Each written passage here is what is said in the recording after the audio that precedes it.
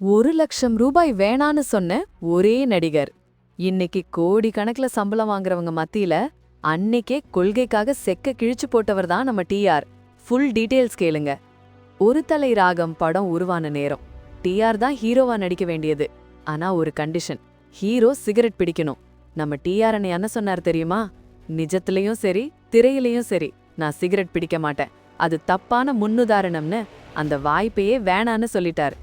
தயாரிப்பாளர் ஆசை காட்டினார். 10,000த்துல ஆரம்பிச்சு ரூ. 1,00,000 வரைக்கும் போனாரு.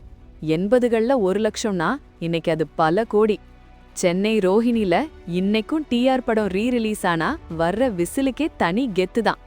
அப்போ டிஆர் சொன்ன அந்த மாஸ் டயலாக், நான் லட்சியத்துக்காக வாழ்கிறேன், லட்சத்துக்காக அல்ல.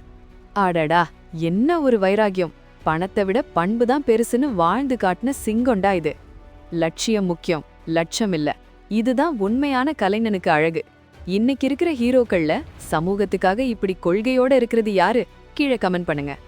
டிஆர் ரசிகனா இருந்தா ஒரு லைக் போடுங்க, ஷேர் பண்ணுங்க. அதனால தான் சொல்றேன், 1,00,000 வேணான்னு சொன்ன ஒரே நடிகர் நம்ம டிஆர் தான்.